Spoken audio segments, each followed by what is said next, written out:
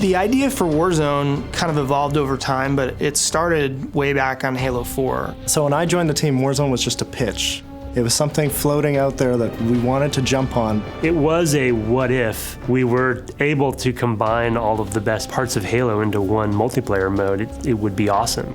You go online and there'd be people talking, you guys need to build the most epic multiplayer experience. But we knew the challenge it was going to be on us to build a game like this. We knew we wanted to focus on competitive, but we also wanted to create something new. So when Halo 5 came around, we said, let's go after this. Let's make the ultimate Halo toy box. And we really pulled it together into this all new massive mode called Warzone. There you go. Here we go. We're back. Yeah! That was awesome. Warzone is everything in one package. You have 2 teams of 12 Spartans meeting in battle on epic scale maps. You have the enemy AI, you have vehicles, you have bosses that will enter the battlefield at key points, and the entire time you're trying to capture the most victory points for your team. The guiding principle for Warzone was the blend of PvE and PvP. So there's all these different ways that you can contribute as a player, depending on what your own individual playstyle is, and all of it is contributing to your team score and your team's success. Your goal as a team is to get 1,000 points or destroy the enemy team's core. Close lock, 2 contact. Nice job, Red.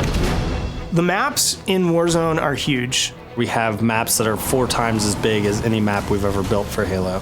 It's really a careful balance of making sure that we have large spaces for incredibly epic combat, but at the same time not have it feel sparse.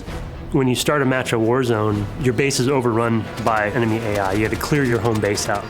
And when you go out into the war zone, you have all these choices at your disposal. It's like, do I want to go and capture a base, or do I want to go and do combat with a boss?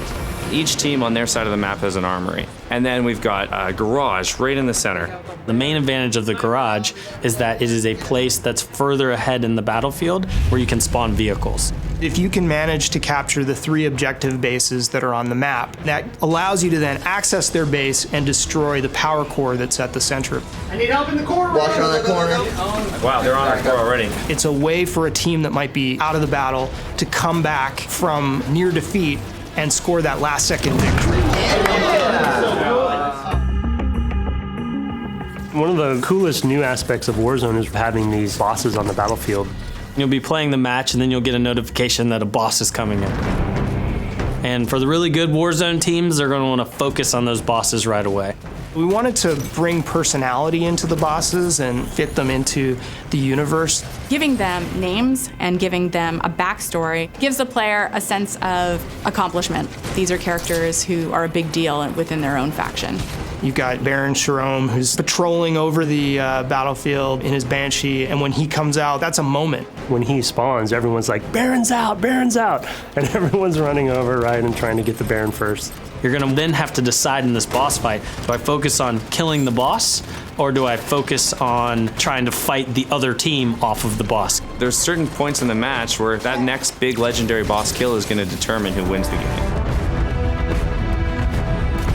We wanted there to be a sense of balance in there for what power items are able to be brought in at what times. Everyone goes into Warzone and they want 3 sniper rifles, 4 scorpions. How do we handle it? How do you balance it? The requisition system is a brand new reward system. It lets you become more powerful as the game progresses.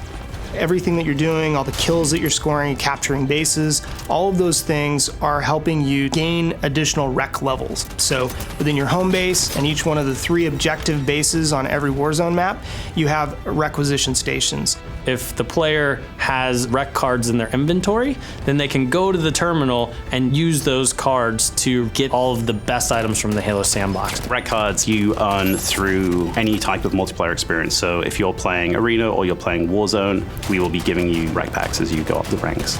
You'll get a requisition pack, and there'll be random things in there, everything from weapons and vehicles to be used in Warzone to cosmetic items you can use both in Warzone and Arena.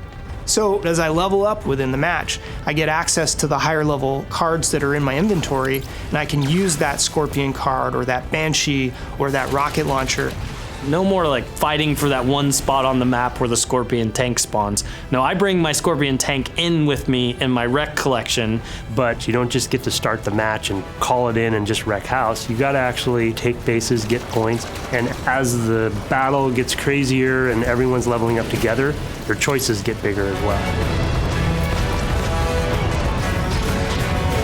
In some ways, Warzone is a Halo player's dream because it's bringing together all the best parts of Halo in one multiplayer experience. We want to make sure that Warzone has something for everyone in there. If you want to defend a base, you can do that. You want to go after the biggest and baddest bosses and work with a few teammates, you can do it. If you want to protect your teammates from afar with a sniper rifle, and if you want to fly a vehicle around, you can do that in Warzone. It's this crazy mode where anything is possible. It really just feels like you have jumped into a hot zone. Dudes are running in, there's rockets flying everywhere, and it's just total chaos. When we see the Banshees, the Scorpions, and the Mantises, it's all out in the battlefield and everything is going bananas. That is my favorite part of Warzone. I can't even tell you how exciting it is.